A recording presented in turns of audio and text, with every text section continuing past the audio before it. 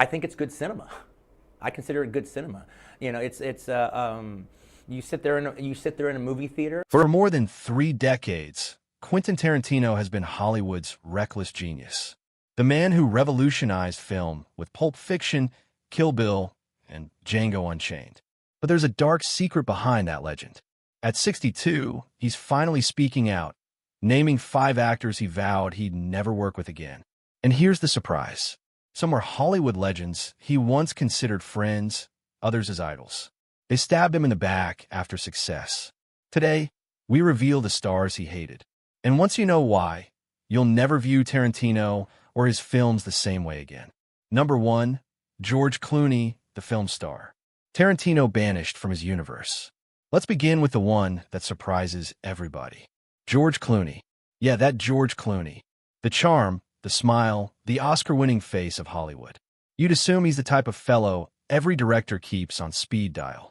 But to Quentin Tarantino, he was the epitome of all the director dislikes about the film industry. Theirs began in 1995 with From Dusk Till Dawn. Quentin had written it. Clooney had starred. It had all the makings of being a great combination of star power and mayhem. But as filming progressed, Tarantino began to view Clooney as Hollywood, too neat for the anarchy he adored. Cast and crew members said Quentin became increasingly annoyed by the smooth control Clooney exercised on location, referring to him as a TV actor attempting to scrape by in a Tarantino film. Clooney, meanwhile, viewed Quentin as a genius who spoke his mind. Decades later, tensions spilled into the open. Quentin made a comment during an interview that would ring in Hollywood gossip columns forever. George Clooney is not an actor. Clooney retorted, "All right, dude. __ off." That took any possibility of working together again. Tarantino, who typically recycles his favorites, never spoke of Clooney again.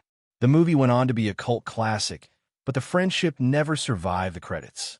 For Quentin, this wasn't ego. It was about integrity. He despised stars who brought glamour to his brutal worlds. And for Clooney, that dismissal turned into a study in how ruthless artistic allegiance can be. 2 men who made each other's careers only to erase each other from their minds. Number 2, Bruce Willis, the Pulp Fiction partner who turned his back on Tarantino. You ever see Pulp Fiction and think to yourself, why is Bruce Willis never appearing in any other Tarantino film? Yeah, there was a reason, and it was not pretty. What appeared to be a Hollywood miracle on screen was in reality a slow-motion breakdown behind the camera. When Quentin hired Bruce to play Butch Coolidge in 1993, it was a risk for both men. Willis had just gotten his tail kicked by the critics with Hudson Hawk and Color of Night. Tarantino, off the success of Reservoir Dogs, wanted to show he could handle stars, even troublesome ones. Initially, they tolerated each other. Quentin referred to Bruce as the ideal combination of grit and tragedy. But that respect was not mutual. From people on the set, Bruce detested being directed by a younger, inexperienced director.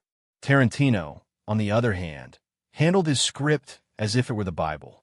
Crew members reported that Bruce habitually disregarded direction, altering tone or timing in the middle of a scene. Quentin would shut down and insist on a reset. The air became incendiary. Willis had walked off on one-night shoot following a shouting match over how Butch should deliver his last line. When Pulp Fiction was a success in 1994, everybody anticipated a reunion. Tarantino instead iced him out. In subsequent interviews, he sung the praises of Travolta, Jackson, and Thurman, but never Bruce. It wasn't neglect. It was erasure. Those around Tarantino say the aftermath was personal. He was betrayed by an actor who wouldn't collaborate with his vision. And for Bruce, it was the role that rescued his career but ended a partnership forever. Number 3, Will Smith. The superstar who spurned Tarantino when stardom came calling. Will Smith rejected Django Unchained, and it still bothers him in Quentin Tarantino. When Quentin initially presented him with the starring role in 2011, it was not another film. It was a game-changer on paper. The opportunity for Will Smith to portray an enslaved individual turned avenger, a role designed for anger, blood, and redemption. But their meeting did not go as well as expected quickly. Will wanted love to take center stage. Quentin, on the other hand, wanted vengeance. Two egos and one ready-to-explode situation. It has to be about love, not vengeance, Smith later said. Tarantino heard that and ended the discussion abruptly. That, to him, was an indication that did not get the soul of Django, the anger, the hurt, the cleansing he'd written. Wynn will abandon ship. Quentin took his place with Jamie Foxx, and the rest is movie history. But the backlash did not end there. Sources said that Tarantino felt publicly humiliated, describing Smith as too cautious, while felt Quentin's screenplays romanticized violence. In interviews in 2013, Smith conceded, "I couldn't connect to that energy," an indirect way of saying he could not trust the director's morals. Tarantino lashed back months later, half in jest. He wanted to be the hero, but it's not that type of movie. That one line stabbed deep. What began as a disagreement over creativity evolved into silent resentment. They've never had a conversation since. Two men at the pinnacle of Hollywood, divided by one script. Number 4, Kevin Costner, the American hero, Tarantino ridiculed openly. Quentin Tarantino never enjoyed Kevin Costner. Not as a performer, not as a concept. He once joked that Costner's characters all belong in Sunday school. And that line pretty much sums up how deep the divide runs between them. In the early 90s, Costner ruled Hollywood. He'd just won Oscars for Dances with Wolves, then followed with Robin Hood, JFK, and The Bodyguard. He was the face of American decency. Tarantino came from the opposite universe. Crooked gangsters, messy violence, redemption through blood. When Costner criticized directors who revel in moral anarchy in an interview in 1995, Quentin felt that it was directed at him. According to friends, he laughed first, and then grumbled, "Yeah, that guy wouldn't make it through one day in my films." Tarantino began using Costner as an inside joke from that point on. In a 1997 film school lecture, he made a joke that if Costner ever appeared in one of his films, I'd have to shoot him in the first 5 minutes just to make it worth watching. The crowd erupted, but insiders claimed Quentin was deadpan. Costner was everything stodgy, predictable, and unexciting about old-school filmmaking to him.